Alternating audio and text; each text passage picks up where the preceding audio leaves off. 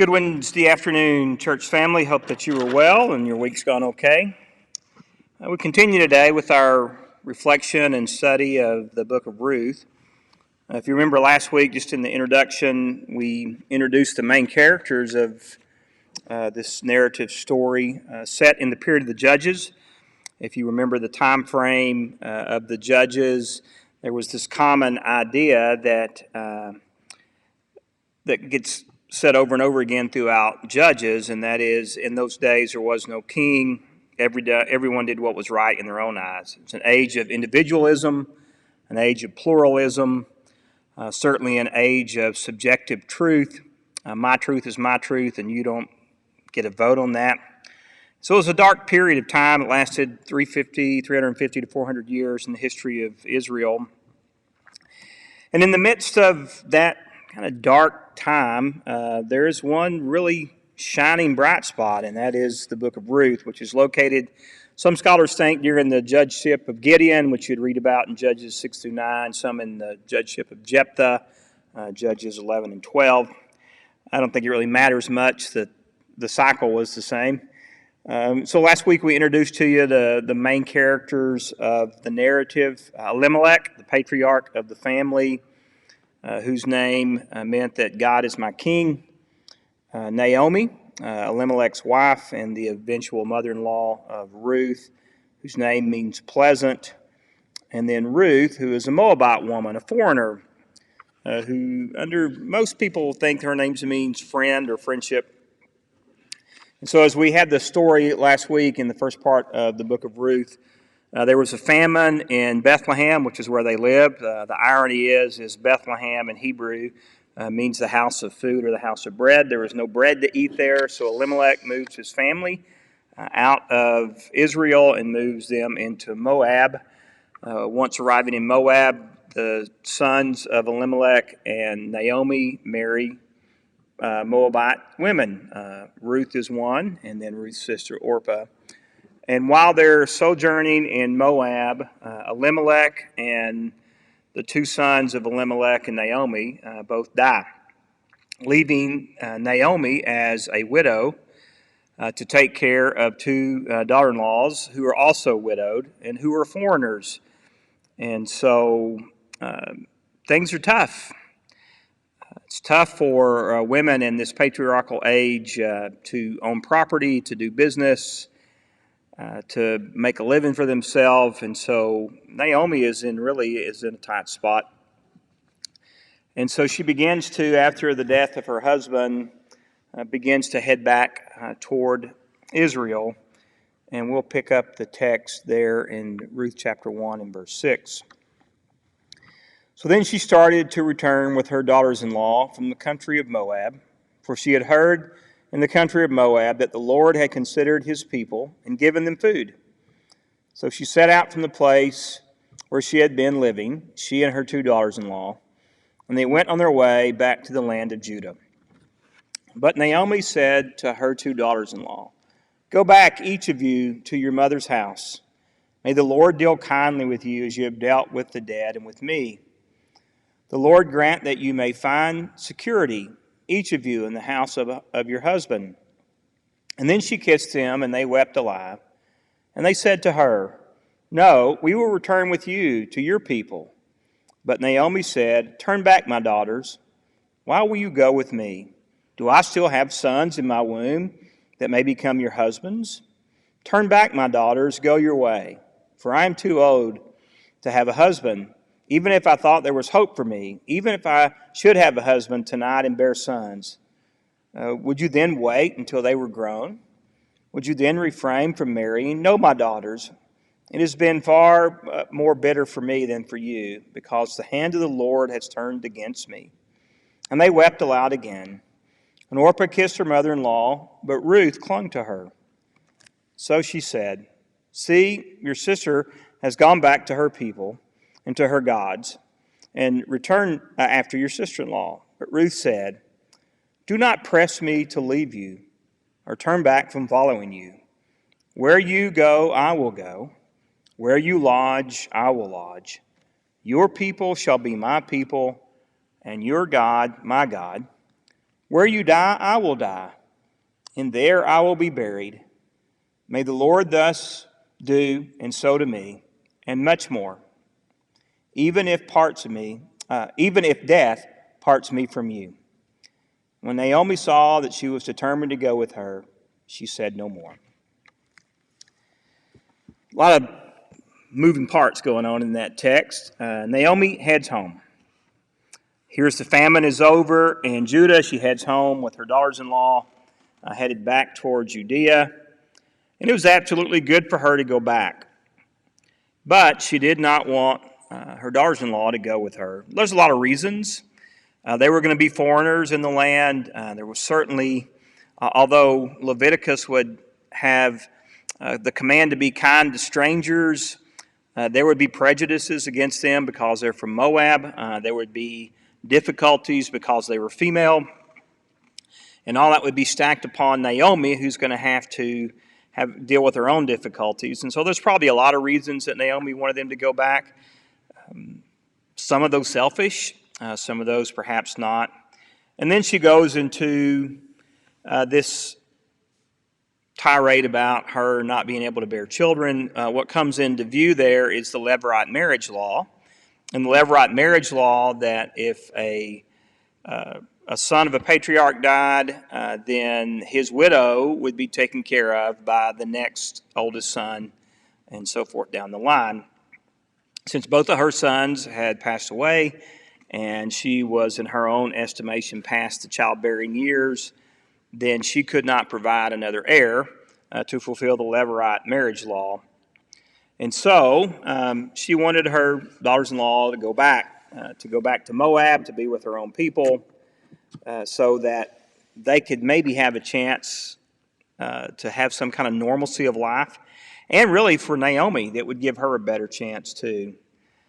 So she wants to send them back so they can fulfill this maybe a better life for them.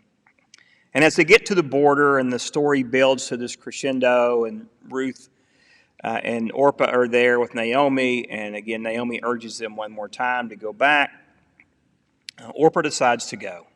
She counts the cost. What's it going to be like to be a foreign woman in a new land? What would happen to me? What kind of pressure would I perhaps put on my mother-in-law?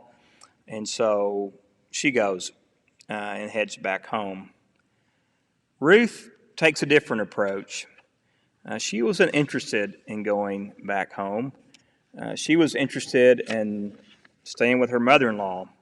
And I think these verses, and I'd like to read them again since I kind of butchered them when I read them the first time.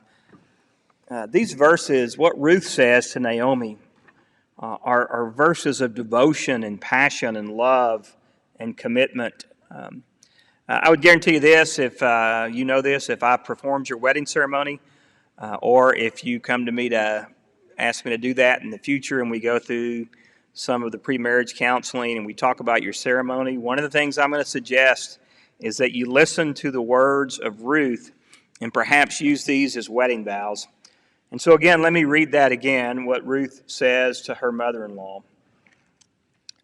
"Do not press me to leave you or to turn back from following you. Where you go, I will go. Where you lodge, I will lodge. Your people shall be my people, and your God my God. Where you die, I will die. There I will be buried. May the Lord do thus and so to me, and more as well, if even death parts me from you." Man, what words of commitment. What faith that Ruth has. So we don't know what all happens when they're in Moab. I would suspect that Elimelech and Naomi certainly tout the greatness of Yahweh while they're in Moab. I'm sure the Moabites know of Yahweh. That's for certain. By reputation, if not by relationship, but certainly by reputation. But Naomi,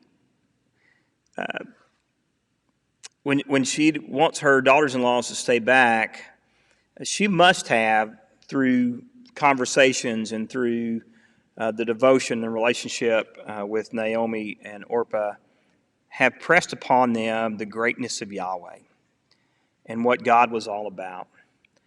And so Ruth makes this bold statement of devotion to her mother-in-law, to remain with Naomi and go into a land where she would be considered an outcast or an enemy, to go into a land with very little prospect of husband and family, to go into a land that was filled with uncertainty, even about the basic necessity of life. But you know what? She didn't take the safe road.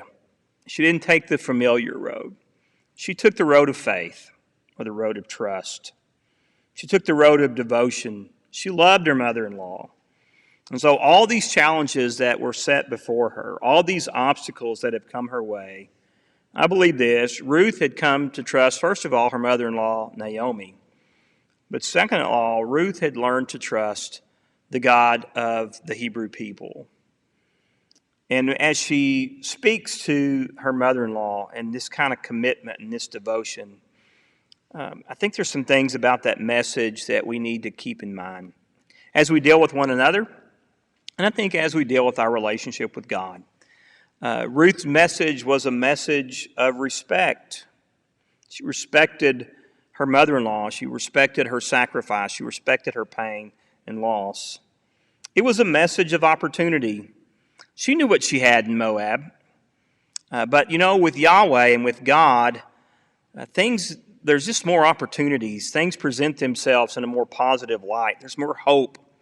There's more opportunity for God's goodness when we have a relationship with God. It certainly is a message of commitment. I'm with you. I'm in this for the long haul. This is the long game, not the short game.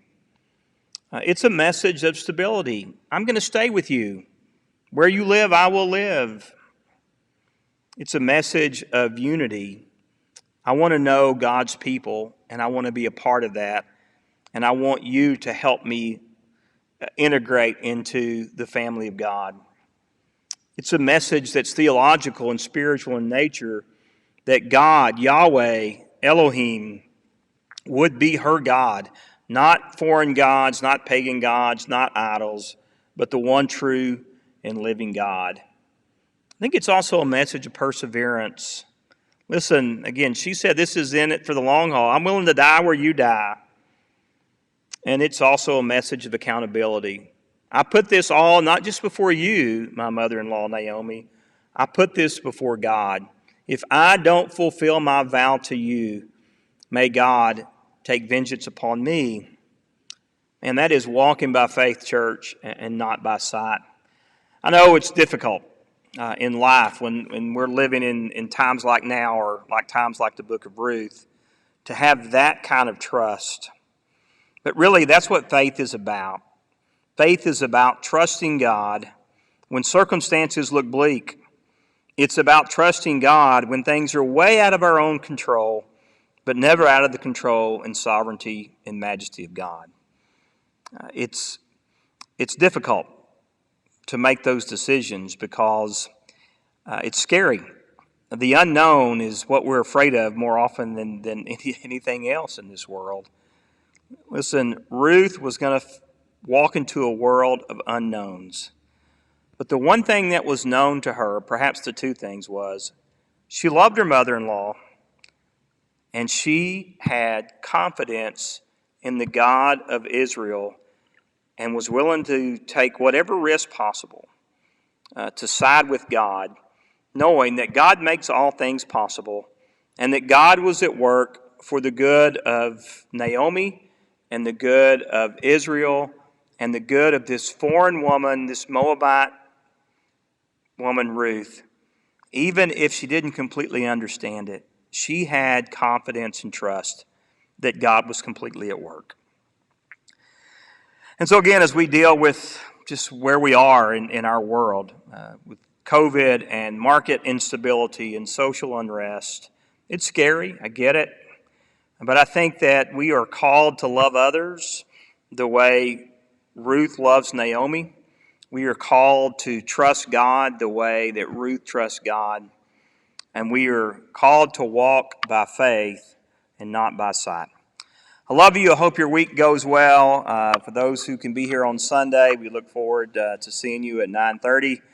For those where it's just not time yet and there are other things going on in your world and you just don't feel like it's the right time to assemble with us, please join us online at 9:30. As been our usual, we'll have these uploaded to our YouTube channel a little bit later in the day. Love you and God bless.